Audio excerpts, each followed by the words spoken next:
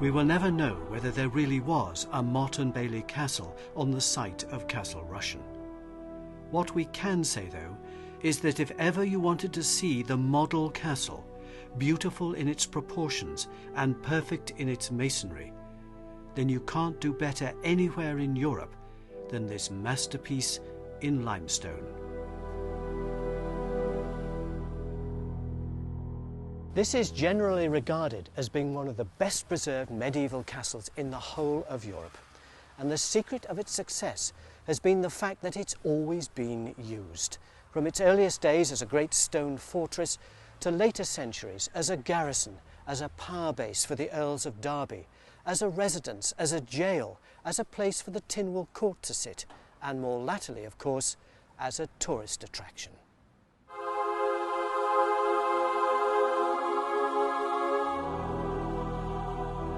It might well have been built by the last of the Viking kings of Man, another Magnus, Magnus II. He's recorded as having died here in 1265, the first mention of this castle. And though it wouldn't have been quite as grand as it is today, its earliest form would have been very recognisable as the heart of the castle we now see. No town round about it, the sea providing the water for the moat, which is clearly visible. So why was it built? Good question. Let's just say that around the 13th century, it was almost impossible to decide who was actually running the island. They didn't have elections every 5 years in those days, and the balance of power around the Irish Sea was constantly shifting, so that at any one time it would have been almost impossible to say who was actually in charge.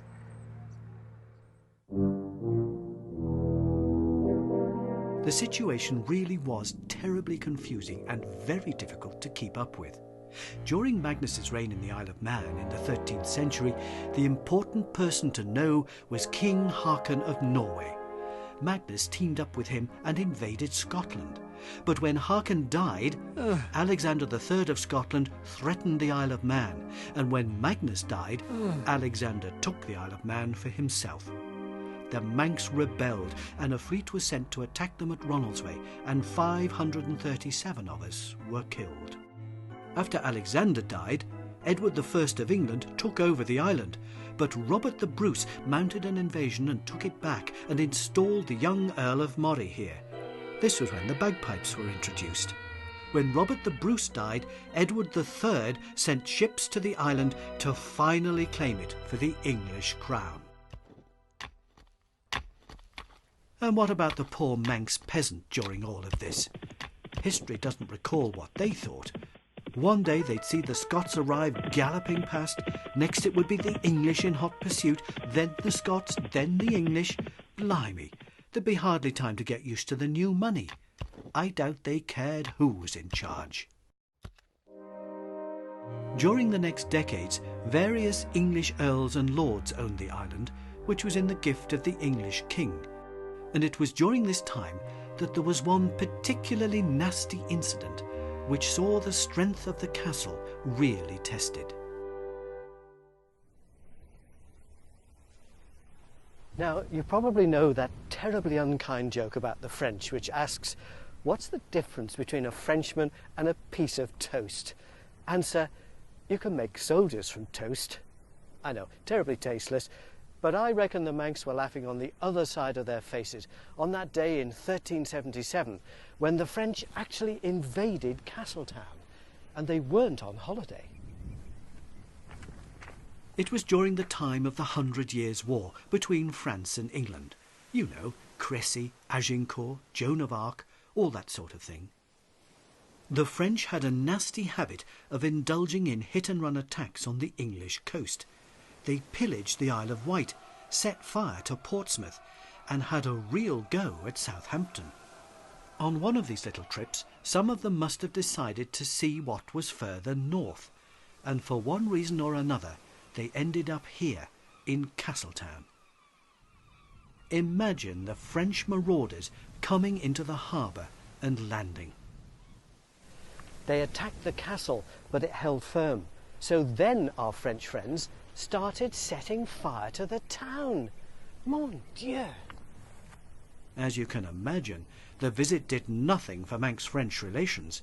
All school trips were immediately cancelled, as were any orders for French cheese. It was only when the Manx offered them money that the French finally agreed to leave. Now, I'm not quite sure how that worked, because I find it difficult enough to buy a cup of tea at John Lennon Airport using Manx money, let alone buy off the French. But the point is, the castle proved its worth.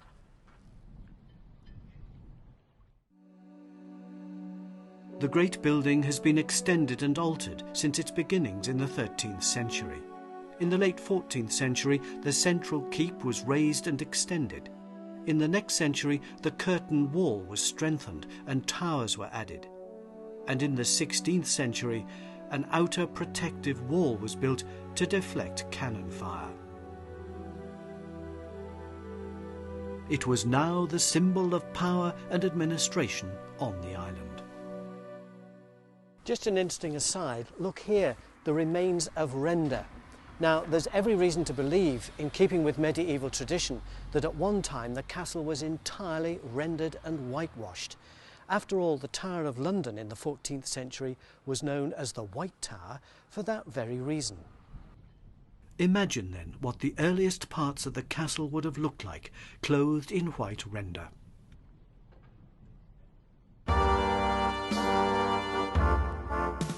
By this time, the island had new owners, who were to rule here for over 3 centuries. They were the Stanley family, Lancashire gentry, who were granted the Isle of Man in 1405 by Henry IV, and eventually they became the Earls of Derby.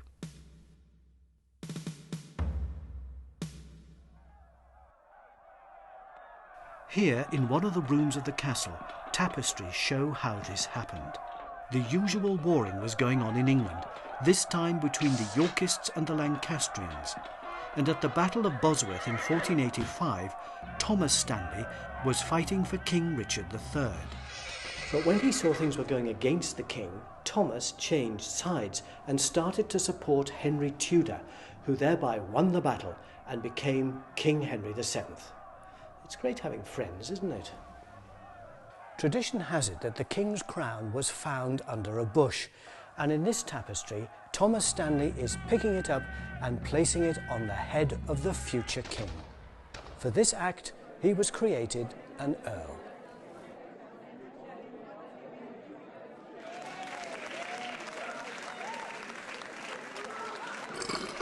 The Derbys were to rule here until the 18th century, and Castle Rushen was their most important statement of power. These remarkably lifelike figures depict the visit of the second Earl of Derby to the island. Here he's seen dining with the Abbot of Rushen, the controller of the castle and the island's governor. Apparently the Earl dazzled the Manx with the number of his servants, the magnificence of his household, and the amount of gold that he wore around his person. We're so easily led, aren't we? Who was that awful man? I think he was local. Awful music.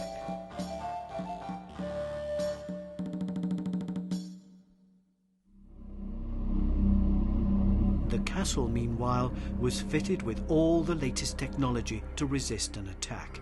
There was the barbican, a twisting approach to the main entrance so that arrows could be showered down on any attacker.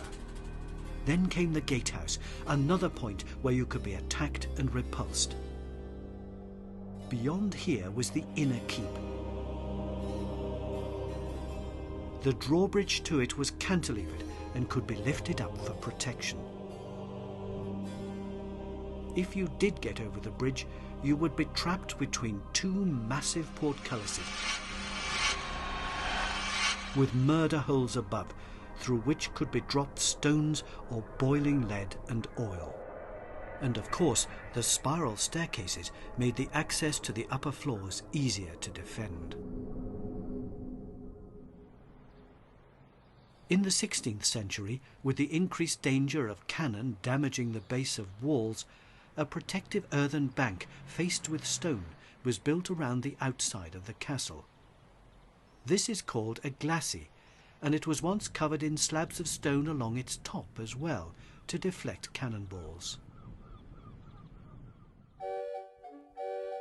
The nobility lived in the rooms in the main keep, with various chambers for entertaining and giving audiences. At times, there were maybe 50 or 60 soldiers garrisoned in the castle, who manned the day and night watches, but it's not likely they were all living in the castle. Only the senior officers would have had rooms here. Many of the ordinary soldiers were billeted with Manx families in the town, which was often a cause of great resentment. Of course, eventually the castle became a centre for administration.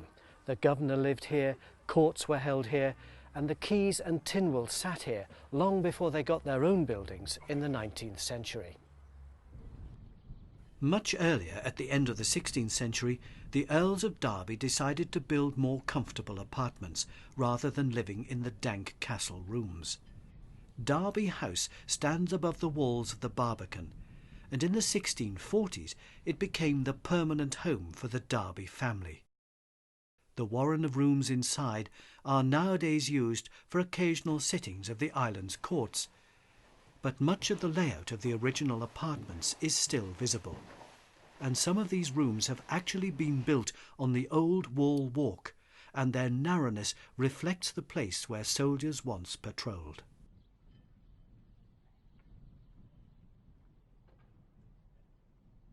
It was in these rooms that some of the greatest dramas the island has ever seen were played out. It was a time when the Manx were seriously threatened and the whole future of the Isle of Man hung by a thread.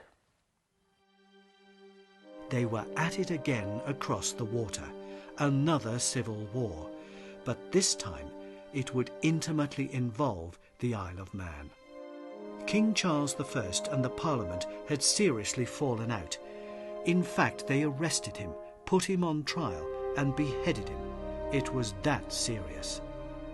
His supporters, the Royalists, were now at war with the Parliamentarians, who were attempting to rule the country under the leadership of Oliver Cromwell, warts and all. Now, you might ask, what's all this got to do with the Isle of Man? Why should we care about what was going on over there? After all, there's no reciprocal health agreement to worry about in those days, and nobody went to England for a holiday anyway. Unfortunately, it wasn't as simple as that. The Isle of Man became intimately involved in the conflict, and at one point there was serious concern that the island might be attacked and many of us slaughtered as a result. The whole situation revolved around the 7th Earl of Derby, the Great Stanley. As the latest holder of the title originally bestowed by the Crown of England, he was a staunch royalist, and that meant that the parliamentarians had their eye on the Isle of Man.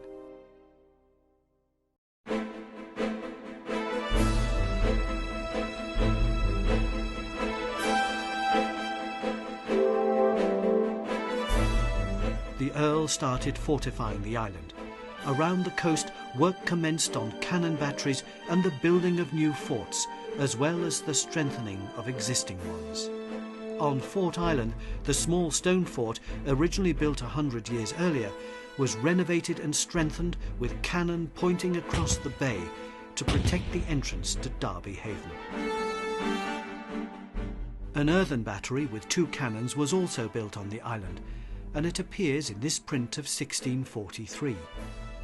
Its outline was recorded in the 1868 Ordnance Survey map, and its remains are still just visible today from the air, if you know where to look. All around the Isle of Man, cannon were ready to fire on any parliamentary ships that dared show their sails.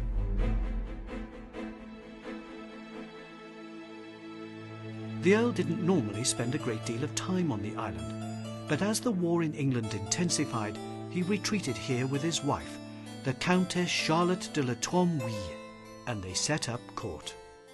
The Derby apartments were enlarged and made more comfortable, though at the same time more guns were placed around the castle, just in case.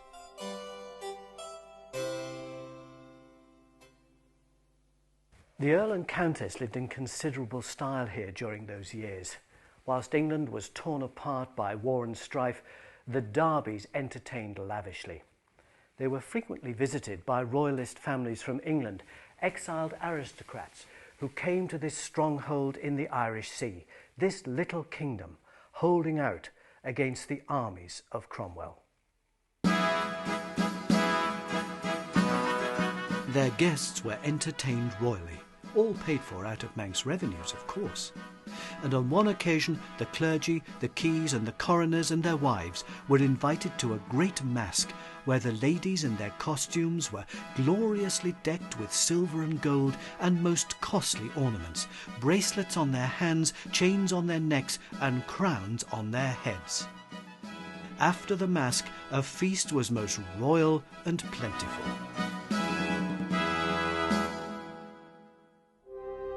But the parliamentarians had their eye on all of this. The Commonwealth sent messages requiring the surrender of the island, and Derby replied that if he got any more such requests, he would burn the letter and hang the bearer. It was time to fight. In August of 1651, at the height of the Civil War, the Earl of Derby came here to Derby Haven with his Manx army of nearly 300 men. They set sail in the 7 ships in the bay for England to fight for the royalist cause. Imagine the scene here, the confusion, the horses being loaded into small boats and ferried out into the bay, and the Manxmen boarding vessels to go and fight for a cause they barely understood. But within weeks the Earl had suffered a devastating defeat. He was captured, tried and executed for high treason. His Manx army were hunted to death in the English countryside, and those who escaped had to make their own way back to the island, even though many of them couldn't speak English. Meanwhile, here on the island, the Earl had left his wife, the Countess Charlotte, in charge, and it's now that someone else comes onto the stage of Manx history, a certain William Christian, or Illiam Doane, as the Manx called him. He was the Receiver General, the Earl's right-hand man, and when the Earl left for England, he appointed Illiam Doane as the Countess's commander and protector. But treachery was afoot, because when Illiam Doane heard that the Earl had been defeated and captured, he decided that the inevitable invasion of parliamentary forces that would follow was something that the island couldn't withstand. And so he decided to preempt the attack by offering to surrender.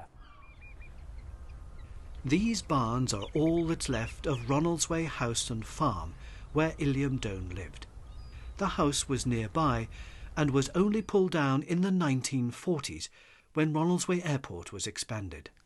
In 1651, it was where Illiam Doane and his conspirators decided to prepare the island for surrender. Actually, there was an amazing scene here. Nearly 800 men, all the leading figures from the island's parishes, had gathered to be addressed by Illiam Doane. He revealed to them that he'd learnt that the Countess was secretly negotiating to surrender the island and sell the Manx for 2 or 3 a head. So great was the outrage that Illiam Doane was able to mobilise the Manx militia to take control of all of the island's forts. The only 2 strongholds that held out in loyalty to the Countess were Peel Castle and Castle Rushen, where she was living with some of her children.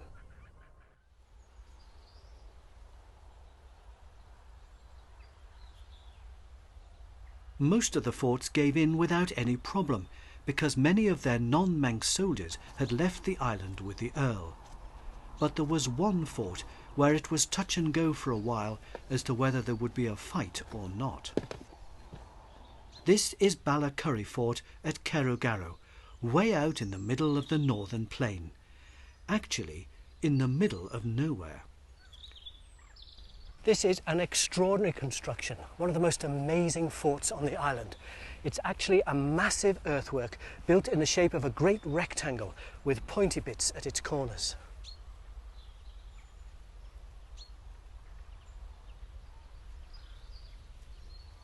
These corner bits actually provided greater protection because running around the top of the earthen bank would have been a wooden stockade, and if someone attacked the side of the fort down there, you could effectively fire on them from here, hitting them in the back.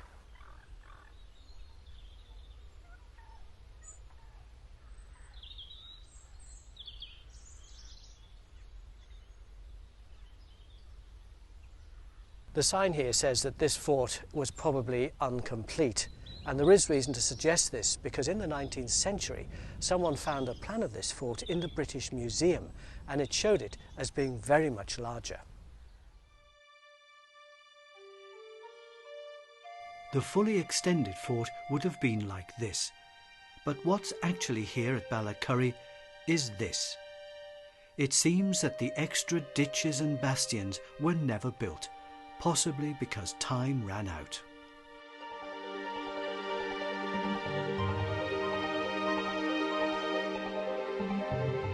Looking at it from the air, you can see how beautifully symmetrical it is.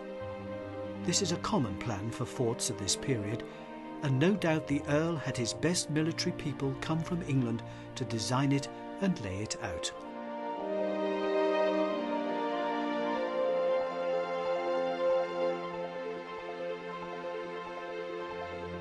It's a mystery to me why the Earl of Derby built this fort here in the first place. It's not on a river, it's not even on a road. The only way to get here in the 1650s was by marching across the fields, rather like today. It's not on the coast, defending a port, and it's miles from the great powerhouses of Peel Castle and Castle Rushen. So why is it here? Well, some have suggested it was built to protect the northern plain, but that doesn't ring true. You can hardly find it, never mind attack it. I'm afraid the military strategy in this case eludes me. What we do know is that when Illiam men arrived here on the 21st of October 1651 to take this fort over, it was garrisoned, and there were some heated exchanges at the gates down there. The commander of the fort, Major Thomas Stanley, inside the gate refused to cooperate. Outside, William Tyr and Ewan Christian started shouting at him about the iniquities of Lady Derby and her plan to sell off the Manx for twopence a head. Ewan Kirgy, outraged that anyone should refuse to take part in this high patriotic endeavour, sent his men off to set fire to the nearby house of John McSale, one of the soldiers inside the fort. When the flames were seen rising from McSale's house, the men in the fort started deserting, and very quickly Ballacurry was taken. And so everything was now ready for the island to surrender. It hadn't taken Cromwell's forces long to get here. The Earl had been beheaded on the 15th of October, and 10 days later the invasion force was in Ramsey Bay.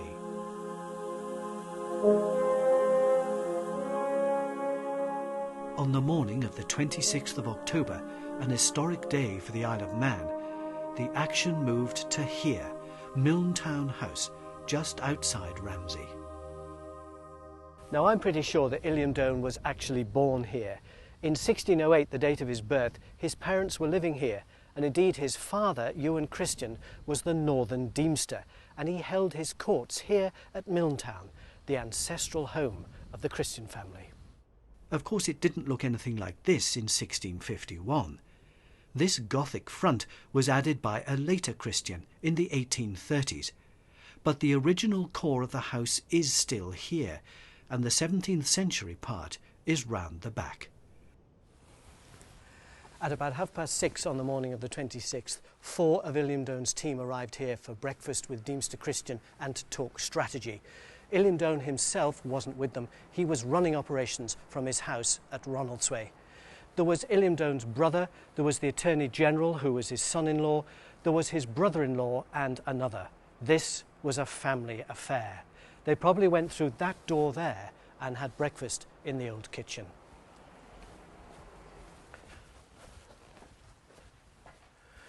This was a desperately serious affair. The fate of the whole island hung in the balance, with the warships waiting in Ramsey Bay. Many knew of the ruthlessness of the parliamentary forces. Only 2 years earlier, those who had resisted them in Drogheda were massacred. Over 3,500 people were killed. What these men were attempting to do was to save us islanders from a similar fate. After breakfast, the delegation, which now included Deemster Christian, walked up this drive and turned towards Ramsey to meet their fate.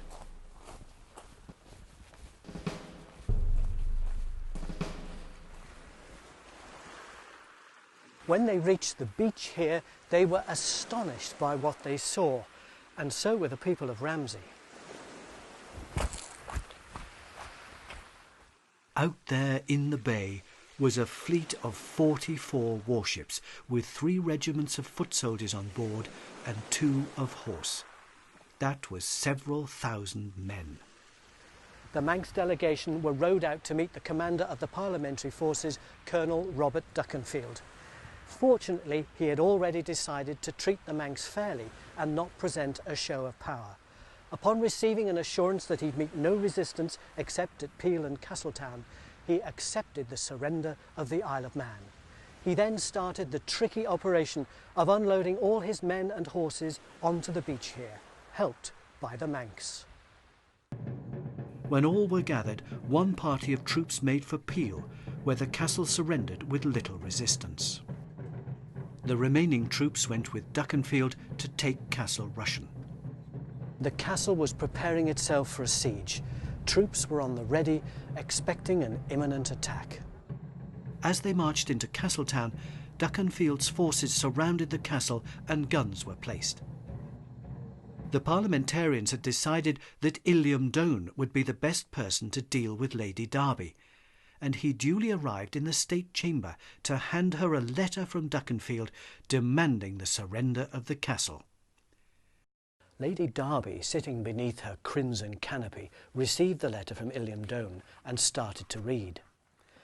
Very soon she came across the phrase, "your late husband." Now she knew the Earl had lost the Battle of Wigan Lane, but no one had told her that he had been executed. She went into a paroxysm of grief and anger and penned a reply to Duckenfield, telling him precisely what he could do with his cannon. Duckenfield prepared to attack, but before the first shot could be fired, down here inside the curtain wall, disaffected members of the garrison wrenched open the sally port and let the parliamentary soldiers in. Before long, the whole castle was in the possession of Cromwell's army. The island had capitulated and was now part of the Commonwealth of Great Britain. The Countess and her court were allowed safe passage out of the island to an uncertain future. The castle had narrowly escaped a damaging siege, and the Manx had narrowly escaped a punishing conflict by deftly changing sides when the situation looked tricky.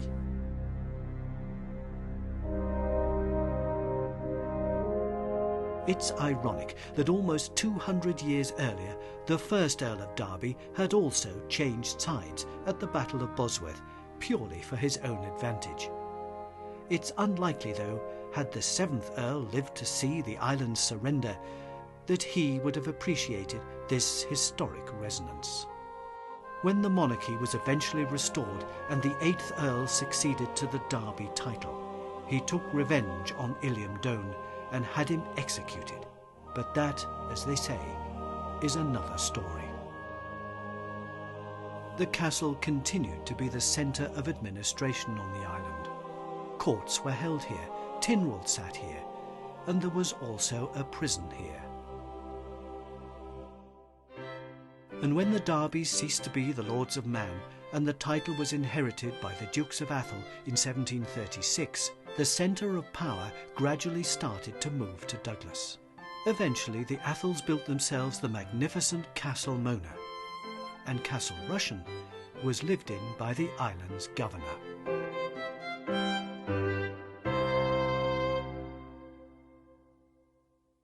But for most of this period, from as far back as the 1760s, the castle served as the island's main prison. There was a prison at Peel Castle, and various other forts had jails as well, but the felons always ended up here, and the conditions were appalling. Some of the prisoners became seriously ill as a result of being here, and some of them even died. Bizarrely, at the same time as being the island's main prison, the castle was being developed as a tourist attraction. In 1874, for example, when these rooms were full of prisoners, 13,000 adults and nearly 800 children came to visit. An idea of the conditions in some of the cells can still be seen today, and the various commissions looking into the state of the prison in the 19th century were less than impressed. The prisoners didn't even have separate beds, never mind separate cells, and by all accounts the bedclothing was filthy. And for a period, mentally ill patients were kept in amongst the ordinary prisoners. The cell windows had no glass in them, so it was freezing in here. The rules were strict, as you would expect, and they really did have gruel for breakfast. The diet for the rest of the week seemed to be based on pea soup, broth or scouse made from potatoes and beef. There was no fresh fruit. They were up at 6 a.m. between March and September and 7 a.m. for the rest of the year. They had to wash and comb their hair, sweep out their cells and empty their night pails before they were allowed any breakfast. On one of the walls you can see the scratchings of some prisoners who have seen sailing ships in the harbour and drawn them. It was a miserable place to be, and of course there was high drama here on the morning of the 1st of August 1872, when the last person to be executed on the island was hung out there in the castle grounds. John Kjaush from Sulby was accused of murdering his father. He was imprisoned up there, he was tried in the court back there, and he was executed here in the debtor's yard. The Manx press went to town on this one. An artist's impression was accompanied by a description which said that his was the face of a murderer, lustful, cruel, cunning. The receding forehead, the animal propensities being fully developed. A bad face and head, which God forbid we should have many more in the Isle of Man.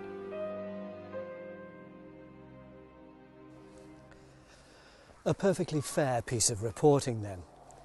When he was sentenced to hang, the Home Office refused any pleas for clemency, so the authorities set about the preparations. Problem was that the old gallows, which hadn't been used for years, was rotten, and no carpenter could be found who would agree to rebuild it. The coroners and the captains of the parishes refused to attend, and they had to be brought here by court order. And finally, no one could be found on the Isle of Man who could do the actual execution. In the end, the government had to bring over the infamous William Calcraft, the 72-year-old British hangman, who was notorious. He famously used a short drop, which often meant that the poor victims took several minutes to die of strangulation. When he arrived in Douglas, he was spotted getting off the steamer and jeered and booed by a gathering crowd. And when it came to Kjaush's moment on the gallows, it was reported that the prisoner had to assist the infirm old hangman with getting the rope over his head. Kjaush was recorded as being the calmest person there. The bell tolled, and a black flag flew at half-mast to indicate the deed was done. Straight after the execution, Kjaush's body was put into a wooden coffin, into which was added quicklime and water to make it bubble and seethe. After that, the coffin was brought round here to the stone yard and buried in a pit, to which more lime was added, to make sure that his remains would never be found. Since those dark days, the castle has been thoroughly restored and is now, as one of the best preserved medieval castles in Europe, a major tourist attraction and a potent reminder of the earls and countesses, the kings and commoners, the murderers, the politicians, the soldiers and the ordinary people who have walked the stage of Manx history over the past 900 years.